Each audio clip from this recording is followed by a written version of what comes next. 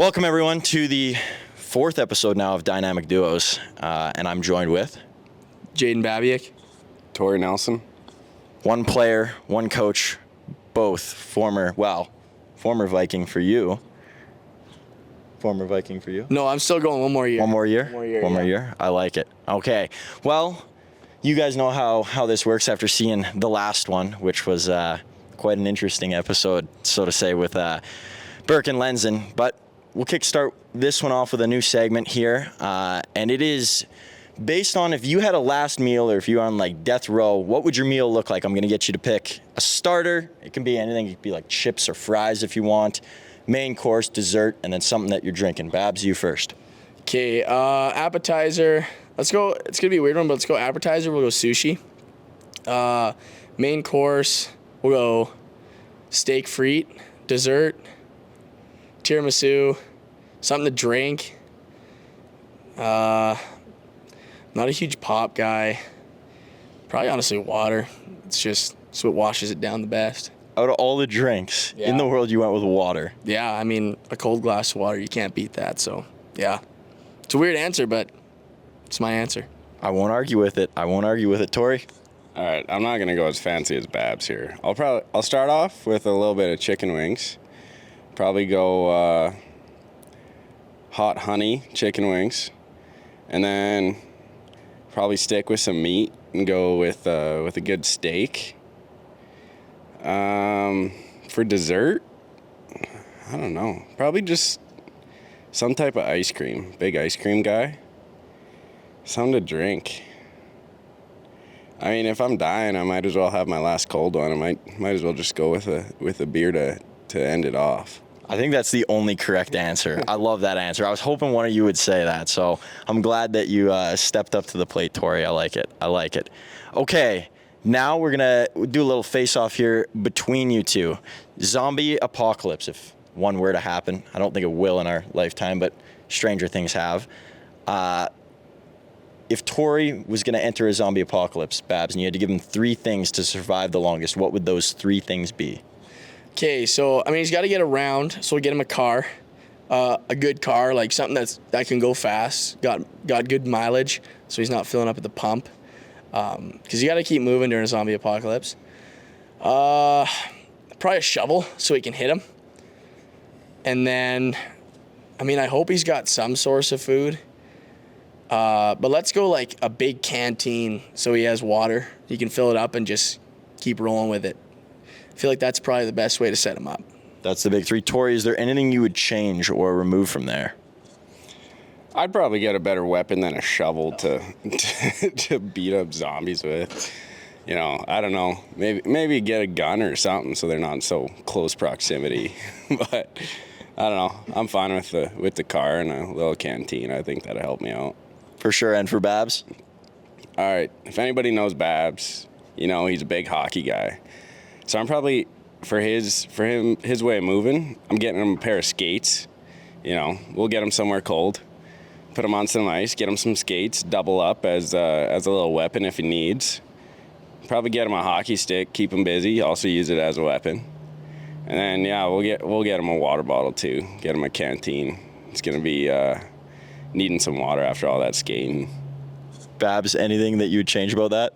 I mean, like, it's great and all until I run out of ice and then I'm cornered. But, you know, I gave you a car, you gave me a pair of skates. I mean, you know, whatever, I guess, right? I don't know what's worse, a shovel or a hockey stick to kill zombies.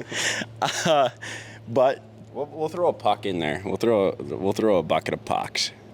Do you trust Babs' accuracy though? We'll stay there together. Do you trust his accuracy though as a sniper? I mean, if we're in a zombie apocalypse, there's got to be enough coming at you. You gotta hit one. Just one. No faith. No faith. Babs, do you have more faith in yourself? Oh, yeah. I mean, I rip it. I still play a little hockey, stick and puck from time to time. Like, the big thing is if I run out of pucks, too. Like, he's not giving me much survival time. Like, I gave him a car with good mileage, and he's giving me a bucket of pucks and a hockey stick. Like, I don't know about that one, but I hope it never happens because if he's in charge of my survival, it's not going to go well.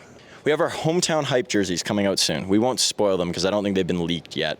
I want each of you to pick what your GOAT jersey would be in any sport, all time. It could be like a referee jersey if you really want to mix it up, and a jersey you just think should be removed from the face of the earth.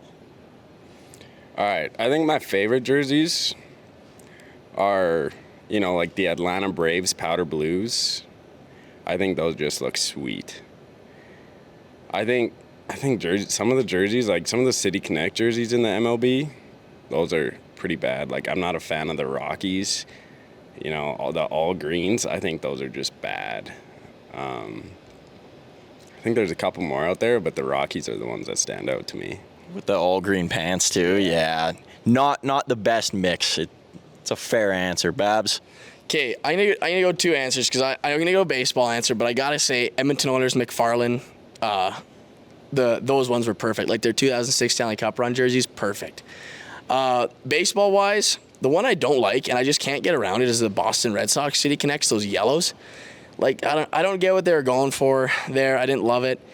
And then one of the best baseball jerseys of all time. I mean, you just kind of gotta go classic Jays.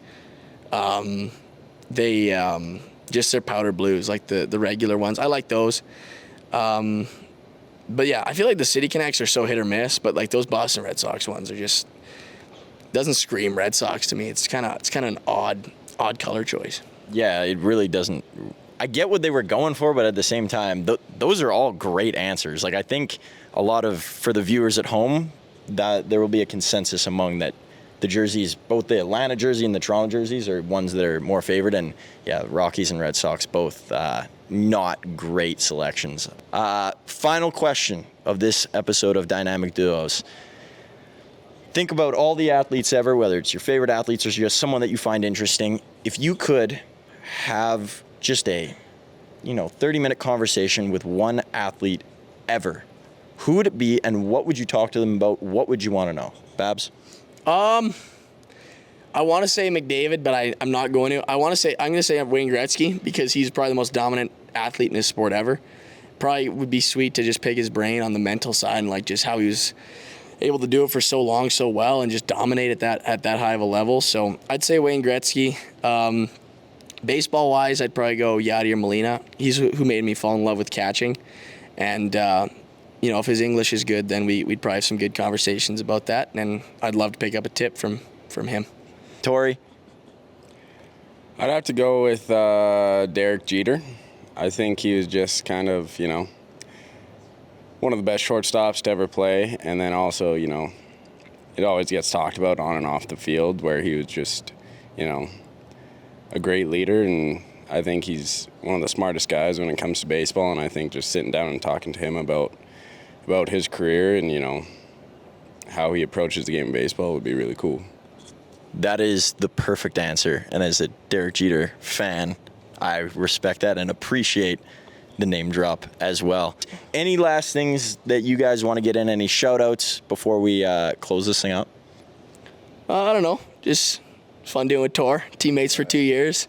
Now a little different look when he's the head coach. Not head coach. Ooh, he's an assistant coach, so a little different look. But yeah, been one of my good pals for a long time. Tory?